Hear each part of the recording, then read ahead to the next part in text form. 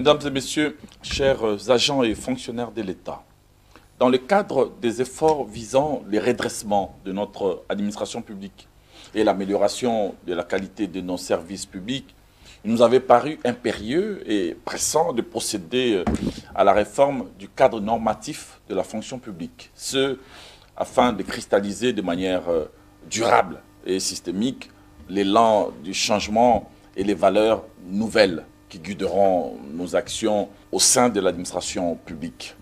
C'est dans cette optique que nous avions proposé et obtenu la révisitation de plusieurs règlements d'administration d'il y a plus de 40 ans, 42 ans plus précisément, et qui étaient devenus obsolètes et totalement inadéquats. Parmi ces règlements, le plus urgent est certainement celui relatif à la discipline, particulièrement dans son volet horaire de travail.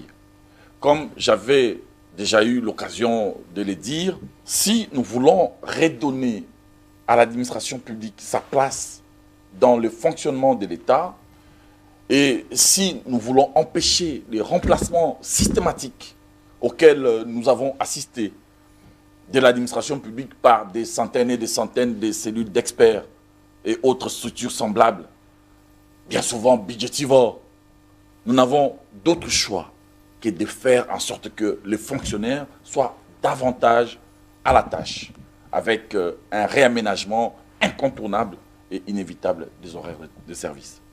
Dans un premier temps, nous avions opté, à la faveur d'un décret signé le 17 février 2024, pour une mutation qui a fait passer les 10 horaires de 8 heures à 17 heures, au lieu de 7h30 à 15h, avec en prime l'instauration de la semaine anglaise, le samedi devenant une journée non ouvrable, sauf pour certaines administrations spécifiques. Mais après avoir écouté les doléances et les préoccupations légitimes exprimées par les agents et fonctionnaires de l'État ici et là, j'avais sollicité et obtenu du Conseil des ministres la surséance de l'exécution de ces mesures afin de consulter davantage les partenaires sociaux. Après donc les dites consultations, les dispositions relatives aux nouveaux horaires qui seront désormais d'application dès le 1er août 2024 se présentent de la manière suivante. La durée de service est fixée à 8 heures de travail par jour et 40 heures par semaine au lieu de 9 heures par jour et 45 heures par semaine consacrées dans le décret de février 2024 ou 7h30 par jour et 42h30 par semaine tel que fixé par l'ordonnance de 1981 abrogée.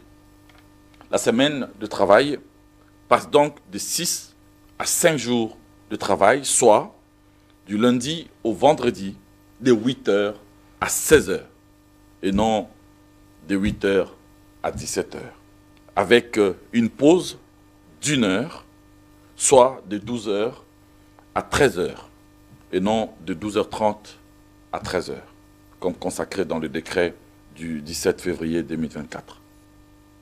Les samedis, je l'ai dit, devient donc un jour non ouvrable, sauf pour des services présentant certaines spécificités, permettant ainsi aux agents, d'une part, de s'adonner notamment aux activités agro-pastorales dans le cadre des efforts et mesures incitatives à la diversification de l'économie, et d'autre part, de trouver l'équilibre nécessaire conciliant la vie professionnelle avec la vie familiale. L'agent qui arrive entre 8h30 et 9h est retardataire et s'expose à des sanctions disciplinaires autres que la révocation. Celui qui arrive au-delà des 9h30 est réputé absent. Les agents bénéficient donc d'une tranche de grâce allant de 8h à 8h30, non sanctionnable. L'agent qui totalise 8 retards et non pas 6 comme repris dans le décret précédent, au cours d'un même mois, reçoit un blâme. S'il totalise plus de 8 retards au cours de la même période, il subira une sanction supérieure au blâme, mais autre que la révocation. 4 absences non justifiées, non pas 2, 4, au cours d'un même mois, peuvent conduire à la révocation de l'agent. Par ailleurs, l'absence prolongée, non justifiée, durant 30 jours, au moins, entraîne la démission d'office de l'agent au sein de l'administration publique.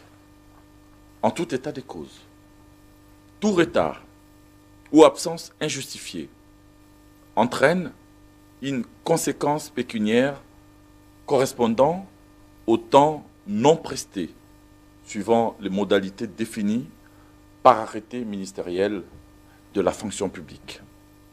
Les listes de présence seront donc retirées chaque jour à 9h30 et transmises directement par l'agent commis à la tâche auprès du DRH sectoriel. Chaque lundi, au plus tard à 11h, le service des ressources humaines est tenu de transmettre aux responsables administratifs sectoriels, secrétaire général, directeur général ou inspecteur général, les rapports de présence de la semaine précédente. La fonction publique reçoit rapport de présence, retard et absence une fois tous les 3 mois.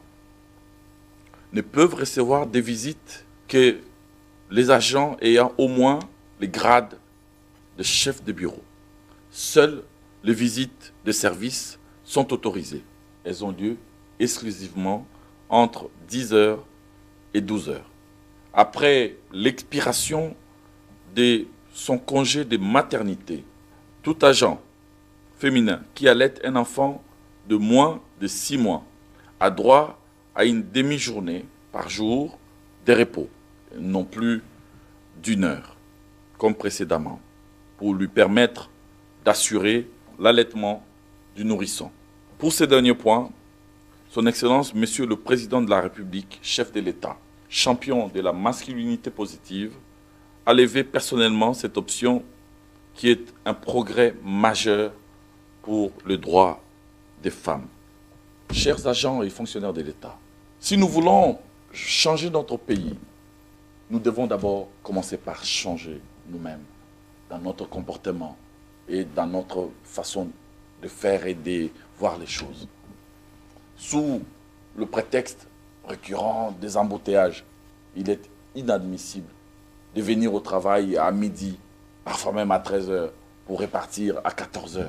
Il faut mettre fin à ces laisser-aller, ces laisser-faire.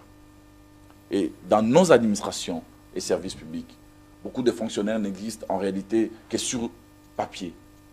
Ils n'existent que de nom. Et ne se pointent que soit pour signer les listes de présence, soit pour recevoir des droits. Et ce, bien souvent, au détriment de celles et ceux de fonctionnaires qui le méritent.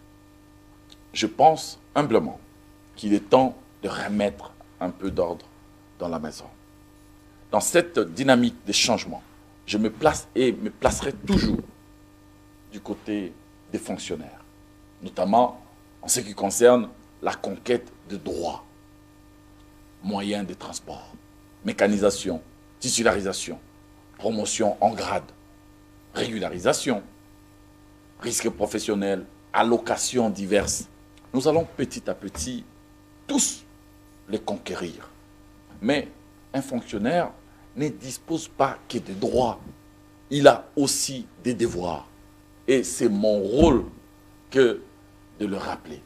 L'enjeu, aujourd'hui, est donc celui de concilier les droits et les devoirs. Cela n'est pas pour nous une option.